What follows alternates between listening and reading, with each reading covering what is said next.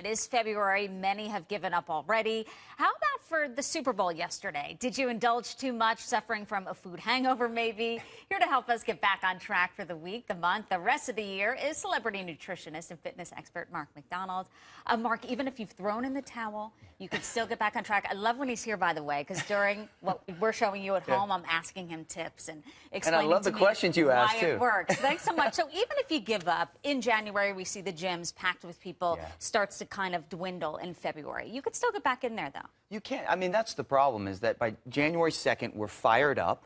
You just go for it. And then by February 1st, people are quitting. The majority of the people quit their New Year's resolution. And a lot of times when you lose weight, when you're not getting there, it's not your fault. And you say, and I like this one, know your why. Know why you're doing this and keep it in the back of your head. Yeah, so a lot of people, they want to lose weight. They never know why they want to lose weight or what they're going to get from it. That's just the goal. Knowing your why is when you lose that weight, what do you really achieve from it? Is it to be a better parent? So I take care of my body, so I have the energy to be the father I want to be, the husband I want to be. So you have to get really clear on what you get from it. So when you fall off, when you have those 2 tough days, when you have a great Super Bowl and you're trying to get back on plan, you have that anchor that pulls you right back in. So you think of your 2 little kids and running around with them and being winded after maybe 5 minutes. You think about them and that'll get you back on track. Exactly. I have a friend who's a dad and he's struggling. He's all, man, I don't have the energy to play with my kids. That's why he wants to lose weight, but he wants to be a better dad. So find your why, whatever it is for you. And you say also understand your cravings. What does that mean? Understanding your cravings is why the difference between willpower and cracking. And when we come back, we should talk about that. We should. He's throwing a break. He's getting good at this. When we come back, it's too much. I want to talk about that. All right, Mark, thank you. Stay with us. Welcome back. We are with celebrity nutritionist and fitness expert Mark McDonald. He's got a whole lot of knowledge that he's sharing with us. And before the break, we were talking about cravings. We all have them. We may crave, let's say, a pizza one day. And you say you're craving it for a reason, that your body actually needs that. Yeah, this is the deal. There's 2 types of cravings. Physiological, that's when you actually need it, and psychological is what you want. And the reason why people struggle come January 1st is they starve themselves. They cut their calories, they cut their carbs, their blood sugar drops, and then they need stuff. I love pizza, Susan, and when pizza's in front of me, if my blood sugar's low, I need that to feed my body for the energy. But if my blood sugar's stable, I psychologically want it, but I can control that craving. It's a big difference. People with they feel they have a lack of willpower.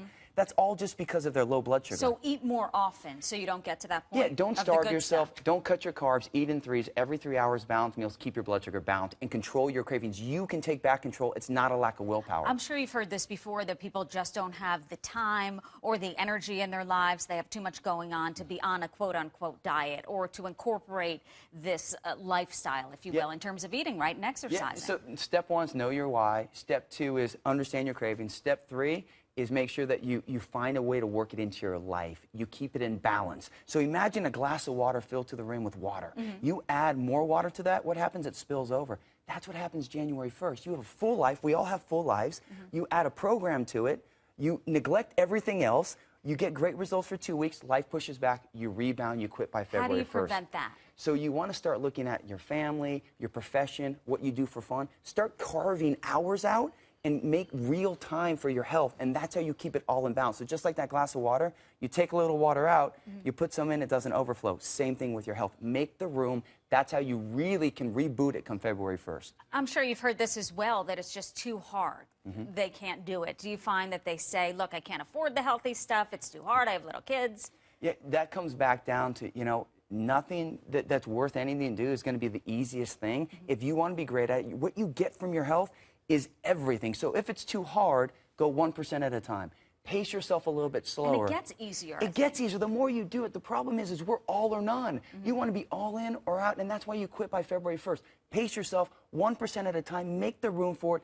If you're not exercising at all, start 5 minutes a week. Just get in the game, start eating more, and that's how you win back your health. And if you have a bad day, like the Super Bowl per se, don't give up on that. Start again today. The whole thing is, if you have a bad day, just get back on plan. It's not if you're going to fall off. It's not if you're going to have tough days. You are. We all do.